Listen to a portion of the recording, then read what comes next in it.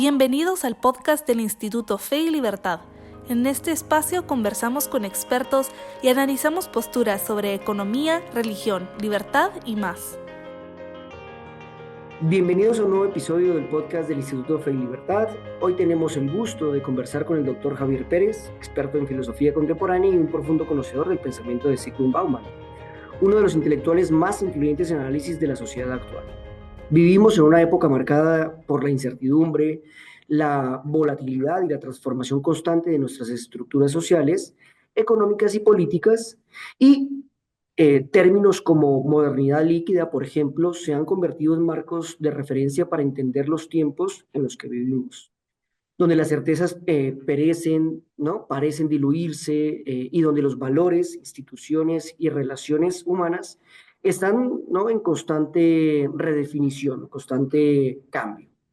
Para ello hablaremos no solo de Zygmunt Bauman, sino de otras perspectivas filosóficas, sociológicas y culturales que nos ayudarán a comprender mejor los desafíos y oportunidades de nuestro tiempo.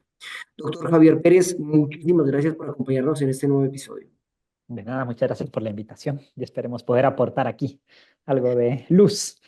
Seguro que si ya eres un parte fundamental aquí del instituto en las discusiones que hemos tenido, así que nuevamente reitero nuestro agradecimiento y bueno, sabemos no solo que tu tesis doctoral o tu trayectoria académica gira en torno a la figura de Bauman y creemos que, ¿no?, en el contexto en el que estamos ahora, en las situaciones que se nos vienen presentando, pues tu análisis, tu propuesta sería o es muy interesante para nosotros poderla escuchar. Así que, pues, sabemos que a lo largo de la historia, ¿no?, hemos visto cómo las sociedades se han venido transformando, han transitado, ¿no?, de modelos tradicionales a formas más flexibles de organización, ¿no? Ahora, desde tu punto de vista, ¿cuáles son, ¿no?, los grandes cambios estructurales que nos trajeron hasta este punto, hasta lo que venimos desarrollando en el siglo XXI? Y sobre todo, ¿cómo influyen esos fenómenos como la organización, como la globalización, como la digitalización y la disolución de los grandes relatos para esta gran transformación? Em, Perdón que me acaban de venir a dejar una cosa aquí. Gracias. Em, a ver, si sigo el pensamiento de Bauman, él desarrolla tres ideas importantes en torno al cambio de las sociedades que tal vez llamaríamos modelos tradicionales, aunque él en realidad no le llamaría sociedad, le llamaría comunidad. Antes de la modernidad no había sociedad. Ujú. Em, y son tres. Él dice que una es el proceso de individualización. El segundo es el desarrollo tecnológico que conlleva una disociación entre el espacio y el tiempo, porque eso es como un punto que él considera que es como antes la capacidad de contacto social que se tenía estaba limitada por el espacio y el tiempo. Y eso gracias a la tecnología se ha visto, eh, no sé si vulnerada es la palabra, pero al menos modificada o transformada. Sí ha habido una disociación entre el espacio y el tiempo como muy fuerte. Y el otro es todo un sistema de aparición de los extraños en la sociedad. Es decir, que el orden estructural del pasado ya no es capaz de absorber en una comunidad a la cantidad de gente que hay ahora. Es más o menos Ujú. lo que él quiere decir con estas tres cosas. Entonces, lógicamente, los fenómenos como la globalización lo que han hecho es generar esto que algunos llaman la aldea global, ¿no? De decir, bueno, ahora ya no somos la estructura del Estado-nación, por decir así, se ha quedado pequeña, porque ahora hay unas vinculaciones sociales que son muchísimo más grandes que los estados. Antes parece que eso estaba como muy controlado, ahora eso se ha roto un poco. Luego la digitalización, lógicamente, y bueno, tiene dos partes. Una es que la información transita por todos lados y luego también eso ha abaratado mucho el costo de acceso a la información. Ahora uno con un dispositivo celular, un móvil, puede adquirir una cantidad de información que era imposible. O sea, comprar libros era caro. Hay zonas en las que, por ejemplo, enviar libros es carísimo, Ujú. pero con un celular uno puede tener todo y más, ¿no? De seguro que Internet ha llevado como a, bueno, algunos llaman la democratización de la información. A mí eso no me gusta especialmente, pero es como que la información llegue a todo el mundo. Ujú, Y luego esto de los grandes relatos, pues lógicamente la información que se controla ya no es controlada. Entonces todo el mundo puede recibir información de distintas fuentes y por tanto ya no hay relatos únicos, sino que hay más bien multiplicidad de relatos que parecen ser actualmente como un supermercado. Es decir, yo puedo elegir a qué tipo de relato me adhiero. Y además es una adhesión que nunca es a largo plazo, sino simplemente es ahorita, si quiero ser esto, soy esto, y después si quiero ser otra cosa, siempre tengo la posibilidad de cambiarme, ¿no? Entonces ujú. creo que eso, para Bauman al menos, eso es como los rasgos esenciales de la modernidad. Muy, muy interesante, sobre todo la manera en la que, ¿no?, inicias esta respuesta. Creo que es pertinente un poco aclarar esas diferencias entre la concepción de de la sociedad, perdón, Mm. clásica, aunque en el mismo concepto de sociedad sería muy discutible. Antes se entendía como unas comunidades con lo suyo, es decir, con los elementos que se la integran.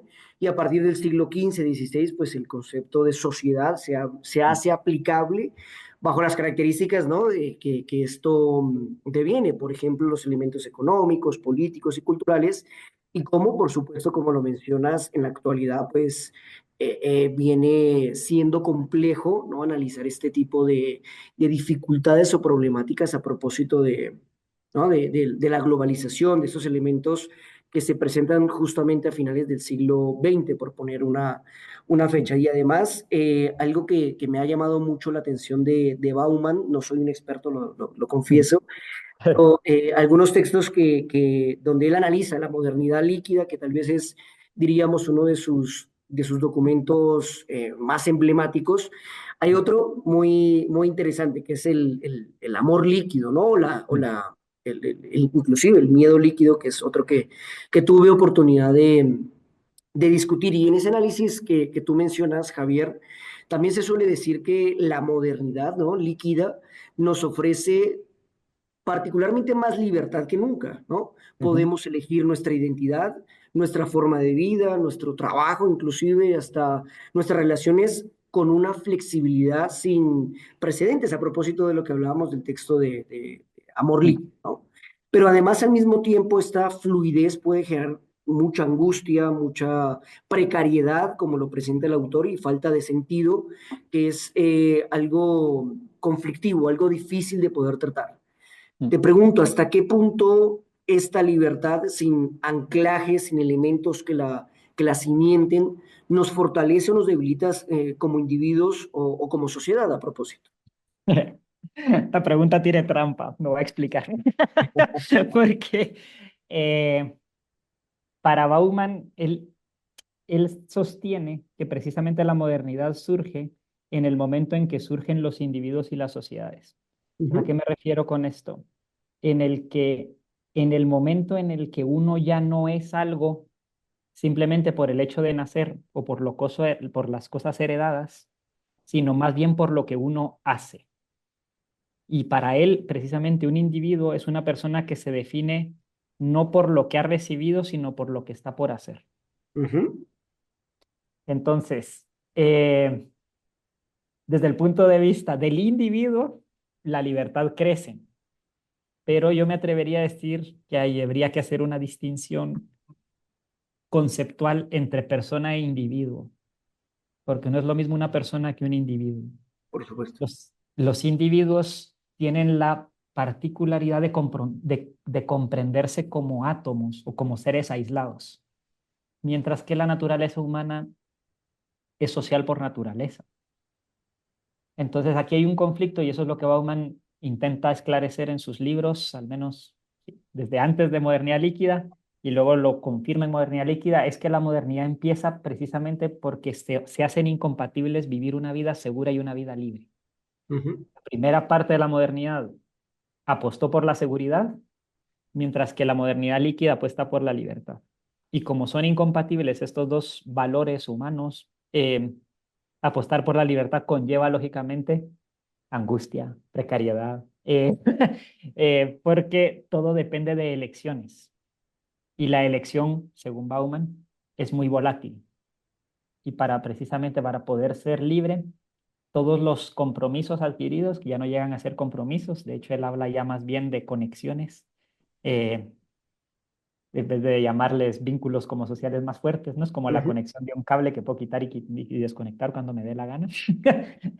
Eh, Eso genera la incertidumbre de hasta qué punto yo, que soy una parte del vínculo, me puedo ir o la otra persona se puede ir en cualquier momento. Porque en ningún punto hay algo común, sino simplemente son dos voluntades individuales que coinciden en el presente, ujú. pero nunca garantiza que vayan a continuar en el futuro. Y eso genera, pues lógicamente, miedo a ser abandonado, por ejemplo, o a ser decepcionado. Y también muchas veces provoca que el que desconecte sea uno antes de que lo desconecten. Entonces eso genera como ese problema, por decir así, de miedo. Y efectivamente vivimos en un mundo que está bastante ansioso, ¿no? Ujú. Y yo Sí, creo que es ese miedo al futuro, porque no hay nada más sólido que la propia elección individual. sí, me venía a la cabeza algo que discutimos justamente con los chicos, con los estudiantes de antropología filosófica, a Kierkegaard, cuando hablamos del concepto de angustia y las dificultades, ¿no?, que supone el tema de la elección o de la libertad. Hay una cosa que Bauman, en Modernidad Líquida, pero que también en otros textos como Vida Líquida va a analizar el tema, como tú lo mencionabas, de las, digamos, estructuras que venían siendo sólidas, estaban bien solidificadas esas estructuras sociales y además las relaciones humanas, que es algo que Mm. antropológicamente hablando nos es importante no solo de comprender o analizar, sino también de darle su debido espacio, cómo han pasado de ser sólidas, además de estables, a líquidas, superfluas, cambiantes, y que es algo, podríamos llegar a analizarlo o entenderlo como, como un elemento eh, per- presente en nuestra contemporaneidad, ¿no? Mm. Como inclusive esa eh, libertad exacerbada también puede ser o es susceptible de ser cuestionada, ¿no? Y Mm. es que en el pasado, ¿no? Las relaciones personales estaban marcadas por compromisos, ¿no? Además, compromisos sólidos y estructuras mucho más rígidas. Se me Mm. vienen a la cabeza muchos de ellos, el padre del pensamiento occidental, de la filosofía occidental, Sócrates. Digamos, este hombre estuvo supremamente comprometido con sus ideas, cómo las lleva inclusive hasta su último instante, por creerlas y considerarlas verdaderas y ser congruente con su vida. Pero hoy muchas de nuestras relaciones son frágiles, ¿no? Sujetas a la conveniencia y fácilmente reemplazables. Eso es algo que genera, como lo diríamos antes, incertidumbre, angustia, pesadez. Entonces, es que esta tendencia nos hace más autónomos, por ejemplo, o nos condena a una mayor soledad y a una mayor superficialidad, o cómo podemos también recuperar el valor del compromiso en un mundo donde todo parece efímero, como lo va a presentar este autor. Muy bien. Pues aquí hay una cuestión, Benedicto XVI tenía una frase que a mí me gusta mucho, que dice que hay que purificar la mirada. Entonces esto es muy importante porque solo es sustituible aquello que es útil, porque se valora por su funcionalidad, pero no por su ser. Entonces, en ese sentido hay que purificar la mirada porque las personas somos únicas. Y entonces, ¿quién es sustituible? Aquel que no lo he descubierto como persona, Ujú. porque lo veo solo como un bien útil y no como un bien en sí mismo. Entonces, aquí hay que entrar deep a la antropología, ¿no? Ajá, Pero a ninguno nos gusta ser útiles. O sea, en el momento en el que alguien, no sé, que diga yo utilizo a mi esposa o yo utilizo a mis ajá, hijos, es un problema. O sea, o sea, yo diría que hay un problema serio. Sin embargo, tal vez no lo decimos, pero sí lo hacemos. ajá, O sea, que el trato entre personas es, tristemente también por una visión un poco economicista de la vida, es si me trae más beneficio ¿no? ¿Qué costo? Ujú, Y entonces yo voy midiendo mis relaciones, pero siempre es un beneficio y costo individual hacia mí, pero nunca estoy pensando en la otra persona, ujú, como persona. Entonces tal vez para la única manera, me parece a mí, de romper esta fragilidad o esta precariedad de las relaciones es purificar la mirada y redescubrir personas, no solo gente útil, ¿no? Y esto es muy bueno, de hecho vengo de hablar con un par de alumnos muy divertidos, ¿sabes? Porque me dicen, no es que se van a ir dos de fiesta, eran tres amigas, dos se van a ir de fiesta y yo me voy a quedar sola. ¿Y si me pierdo algo? ¿Y si no voy a estar? Y yo le dije, momento, ¿y si estás sola, qué pasa? ujú, O sea, ¿cuál es el problema de estar sola?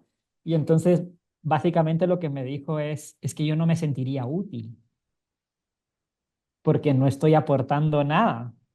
Y dice, ujú. pero es que no se trata de ser útil o no ser útil, ¿no? Se trata de si tus amigas te quieren o no te quieren. Son dos Claro. relaciones distintas. Entonces las dos amigas empezaron, sí, te queremos, no sé qué. Pero a la vez ella misma se valora por lo que puede aportar. No sé si me explico.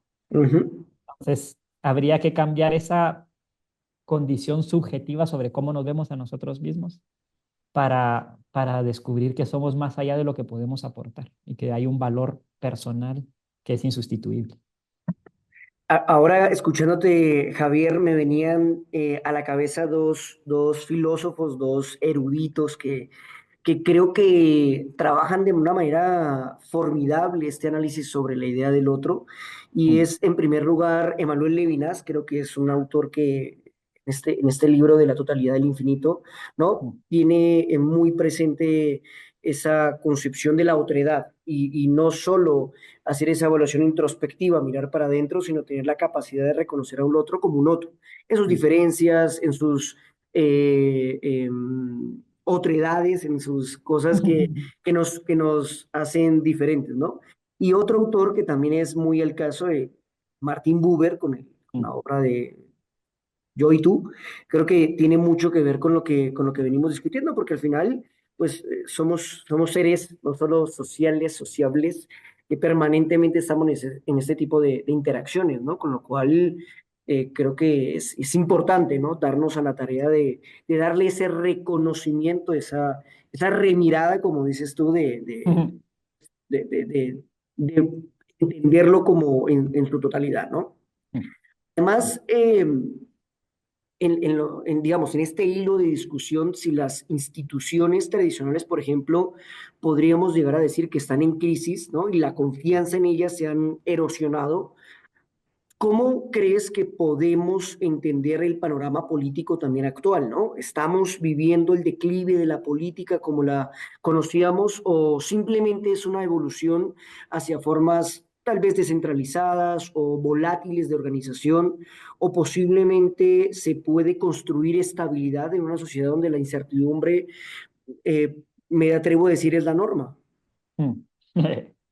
Esta pregunta es complicada, pero hay dos tendencias. Una tendencia es la de que estamos viendo de países que se aíslan Ujú. porque quieren como recuperar el poder antiguo que existía en la nación-estado, por ejemplo, seguir más lejos, Nicaragua, ¿no? Sí. Es un país que se cierra y que intenta ser como funcionaban antes los países, de yo controlo absolutamente todo lo que pasa dentro de mis fronteras Ujú. y a la vez hago una distribución de los recursos en los que los más pobres no son tan pobres, pero los ricos tampoco son tan ricos, ¿no? O Ujú. sea, lo que hago es controlo absolutamente todo, ¿no? Y luego hay otros países que les interesa, no más que otros países, diría otros poderes, que les interesa la incertidumbre porque viven de la incertidumbre. Entonces, sin poner, bueno, Bauman pone un ejemplo que son, por ejemplo, los seguros.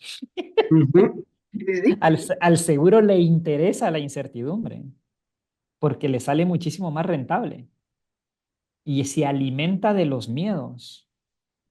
Y mientras más miedo exista, mientras más incertidumbre exista, más rentable es, ¿no?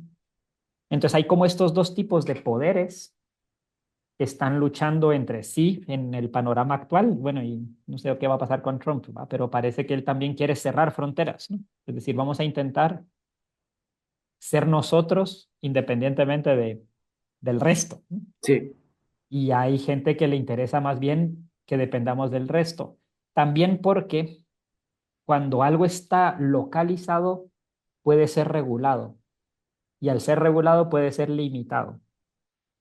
En cambio, los poderes globales, y esto lo critica mucho Bauman, parece que están exentos de todo poder que los pueda controlar. Y por tanto, no hay límites. Y ¿Quién se puede, controla el que controla? efectivamente, porque no hay, sí, no, ¿quién va a controlar el mercado financiero, por ejemplo? ¿Quién va a controlar? Entonces, esos mercados necesitan de esa globalización para poder vivir con una libertad que antes no gozaban. Ujú, Antes no gozaban. Entonces, me parece que en el panorama global estas dos peleas están.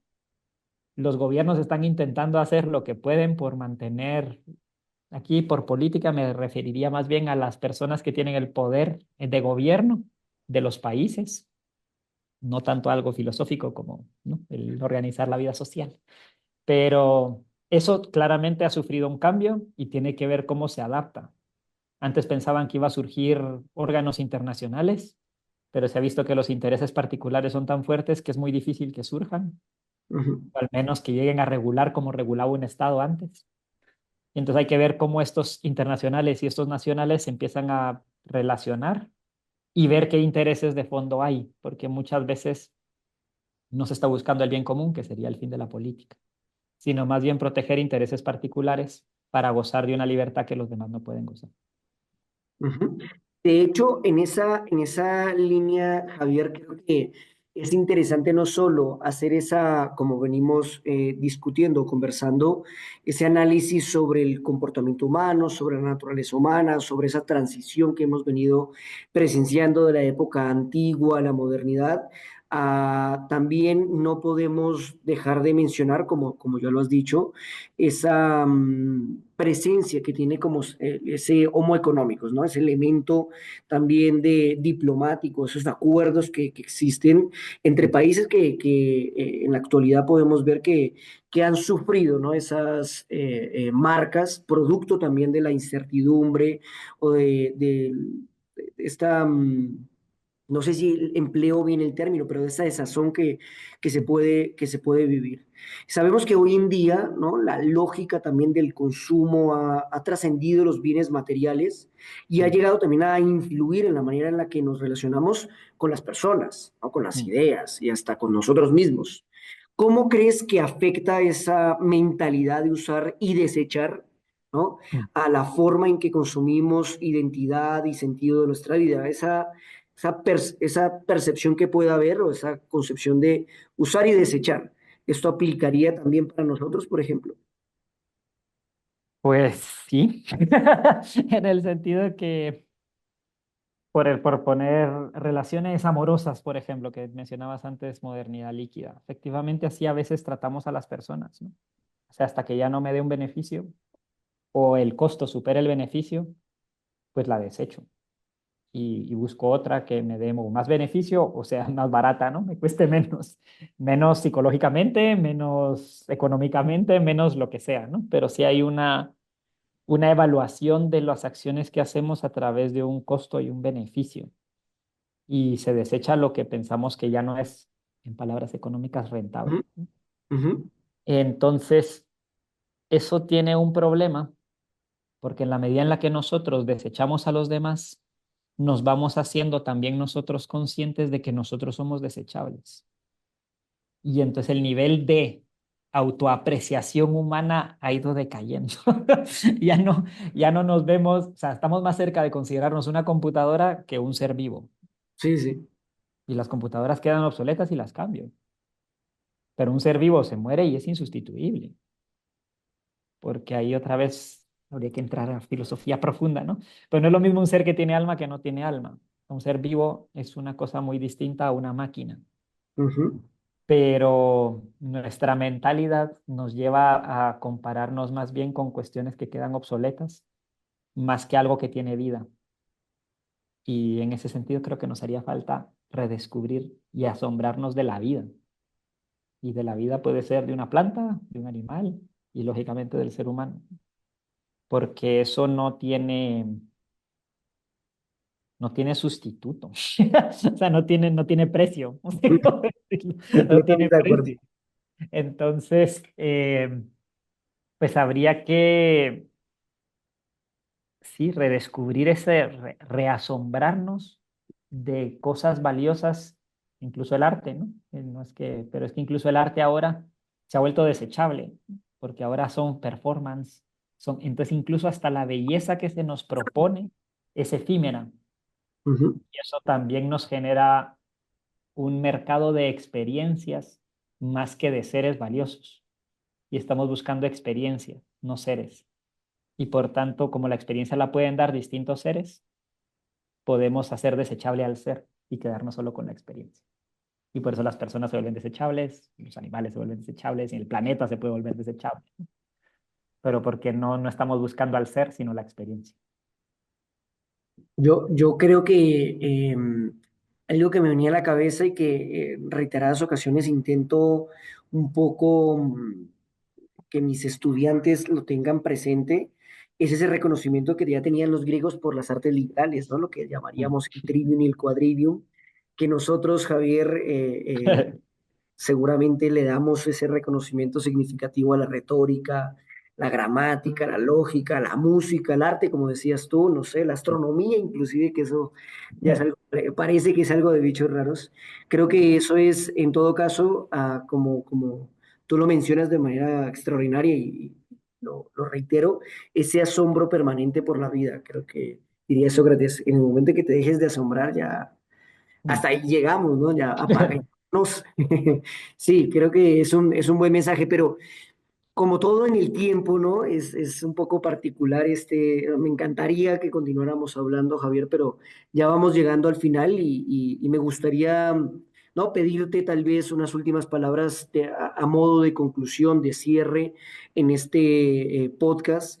Em, ¿Qué nos podrías recomendar? ¿Qué consideras que a nuestra audiencia, que si bien es bien heterogénea, qué podríamos decirles no sé si como un consejo sea la expresión, pero sí para recomendar tal vez alguna otra obra, algún autor? No sé. Yo últimamente en clases, la verdad, utilizo una TED Talk muy sencilla que, que la imparte un señor que se llama Robert Baldinger, que es el director del estudio de la felicidad de Harvard. Wow. Entonces, él tiene el estudio más grande en la historia de la humanidad de momento sobre el desarrollo humano en la etapa adulta. Y la conclusión a la que llegaron es espectacular porque es lo más sencillo que hay en el mundo. Entonces, Robert Baldinger dice, ¿cuál es la conclusión a la que hemos llegado después de años y páginas de investigación? Es una cosa, y es que la vida feliz es la vida de las personas que tienen relaciones buenas y cercanas. Punto. O sea, no hay más. Dice, el índice de colesterol no nos dice nada. O sea, las personas más felices son las que tienen relaciones buenas y cercanas. Entonces, esto lo digo porque va en contra de la fluidez. Claro. Y él dice que solo los que lo dice en inglés, ¿no? People who lean into relationships, dice, son las personas más felices. Entonces, en el mundo fluido, en el mundo competitivo y en el mundo económico, parece que apostar por las relaciones es una carga.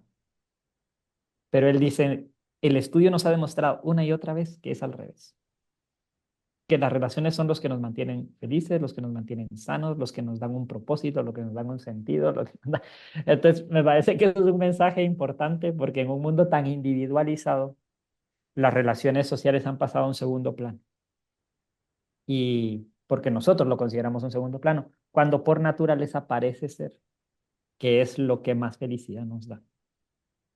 Entonces, creo que habría que reprofundizar en este concepto de relación social y de que de verdad somos seres sociales por naturaleza, pero no porque necesitemos utilidad de los demás, Ujú.